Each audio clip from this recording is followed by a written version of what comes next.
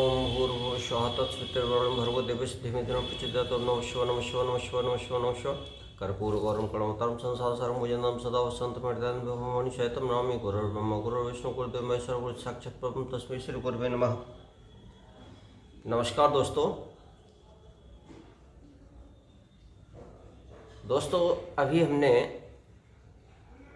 अभी तक कथा का श्रवण किया बालकांड के दोहा संख्या 180 तक। दोहा संख्या 180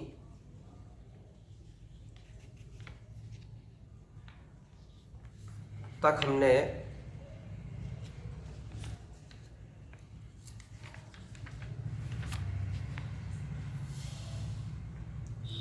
दोहा संख्या 180 है कि कोमुख अकंपन कुल शरद धूम केतु अतिकाय एक एक जग जीत सक ऐसे सुभट निकाय। यानी बाबा तुलसीदास जी रावण के कुल के बारे में व्याख्यान कर रहे हैं कि इतना बलशाली रावण हुआ, उसके परिवार में, घर में और सेना में एक से एक बड़े बलवान थे। यानी इनके अतिरिक्त दुर्मुख, अकंपन, वज्रदंत, धूमकेतु और अतिकाय आदि ऐसे अनेक योद्धा थे जो अकेले ही सारे जगत को जीत सकते थे। उस रावण की बात हो रही है जिसका आज नामो निशान भी नहीं है। फिर भी आदमी घमंड करता है। जब कहा जाता है कि रावण का घमंड नहीं रहा तो तुम्हारा भी नहीं रहेगा, इसीलिए कहा जाता है कि रावण के यहाँ कोई ऐसा योद्धा नहीं था जो अकेले पूरे जगत को जीतने की क्षमता रखता था। ओ काम रूप जानहि सब माया और सपने जिनके धर्म न दाया। अच्छा, और क्या था उनमें कि काम रूप जानहि सब माया और सपने जिनके धर्म न दाया। और 10 मुख बैठ सभा एक बारा और देखी अमित आपन परिवारा। सभी राक्षस मनमाना रूप बना सकते थे और आसुरी माया जानते थे। उनकी दया धर्म स्वप्न में भी नहीं था। एक बार सभा में बैठे हुए रावण ने अपने अगणित परिवार को देखा कि श्रुत समूह जन और परिजन नाती और गनय को पार निशाचर जाती और सैन बिलोक सहज अभिमाना और बोला बचन क्रोध मदसाना। अभिमानी और सानी शब्द है, मैं गलत पढ़ गया हूं कि पुत्र पौत्र कुटुंबी और सेवक ढेर के ढेर थे। सारी राक्षसों की जातियों को तो गिन ही कौन सकता था। अपनी सेना को देखकर स्वभाव से ही अभिमानी रावण क्रोध और गर्व में सनी हुई वाणी बोला क्या कि सोना हो सकल रजनी चरजू था और हमरे बैरी विबुध बरू था। ते सन्मुख नहीं करहि लड़ाई और देखि सबल रिपु जाहि पराई। हे समस्त राक्षसों के दलों, सुनो, देवतागण हमारे शत्रु हैं। वे सामने आकर युद्ध नहीं करते, बलवान शत्रु को देखकर भाग जाते हैं। और तैन कर मरण एक विधि होई। तिन कर मरण, तैन लिखा इसमें। और तिन कर मरण एक विधि होई और कहूँ बुझाई सुनहो अब सोई। दुज भोजन मख होम शराधा और सबके जाय करो तुम बाधा। उनका मरण एक ही उपाय से हो सकता है, मैं समझाकर कहता हूं, उसे सुनो। उनके बल को बढ़ाने वाले ब्राह्मण भोजन, यज्ञ, हवन और श्राद्ध, इन सब में जाकर तुम बाधा डालो। क्षुदाछीन बलहीन सुर और सहजई मिली हैं आए, तब मारे हूँ कि छाड़े हूँ भली भांति अपनाए। यानी भूख से दुर्बल और बलहीन होकर देवता सहज ही में आ मिलेंगे, तब उनको मैं मार डालूंगा, अथवा भली भांति अपने अधीन करके सर्वथा पराधीन करके छोड़ दूंगा। ओ मेघनाथ पुण्य, ओ मेघनाथ कहूँ पुण्य हकरावा, ओ दीन ही सिख बलु बयरु बढ़ावा।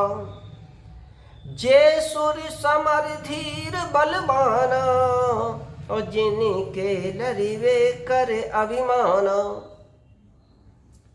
फिर उसने मेघनाथ को बुलाया और सिखा पढ़ाकर उसके बल और देवताओं के प्रति बैर भाव को उत्तेजना दी। फिर कहा, हे पुत्र, जो देवता रण में धीर और बलवान हैं और जिन्हें लड़ने का अभिमान है, और तिन्हें हैं जीत रण आन शुबाधी, उठे सुत पितु अनुशासन कांधी।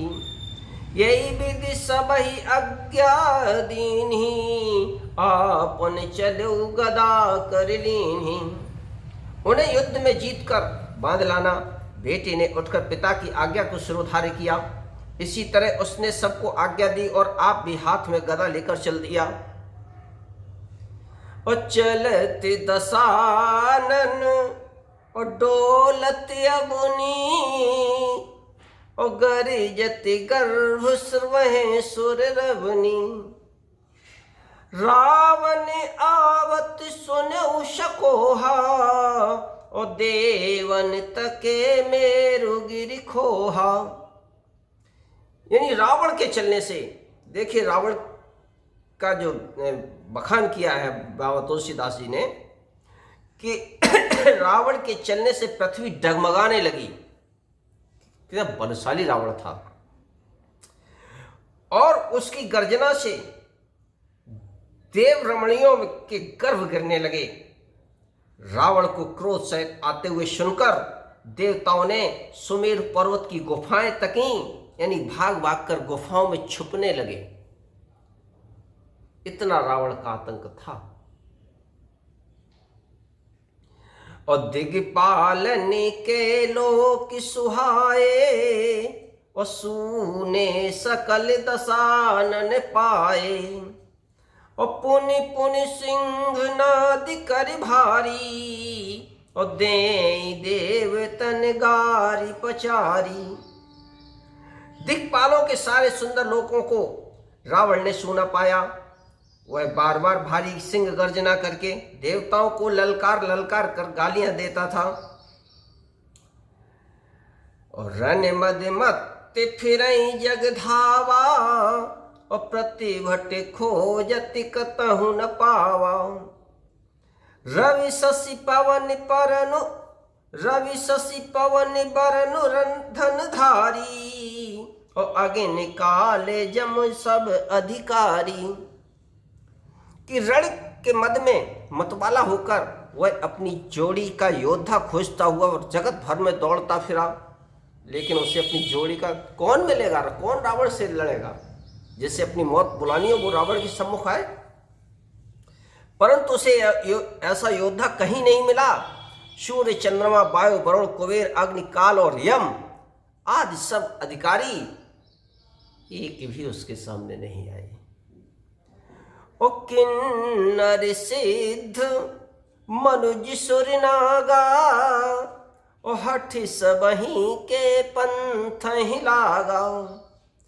ब्रह्म सृष्टि जह लग तनुधारी, ओ दश मुख बश बरती नर नारी। यानी किन्नर, सिद्ध, मनुष्य, देवता और नाग सभी के पीछे वह हठ पूर्वक पड़ गया। किसी को भी उसने शांतिपूर्वक बैठने नहीं दिया। ब्रह्मा जी की सृष्टि में जहां तक शरीरधारी स्त्री पुरुष थे सभी रावण के अधीन हो गए। इतना बलशाली रावण था।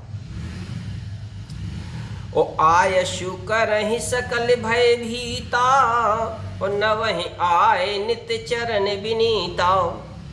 और डर के मारे सभी उसकी आज्ञा का पालन करने लगे और नित्य आकर नम्रता पूर्वक उसके चरणों में सिर नवाते थे।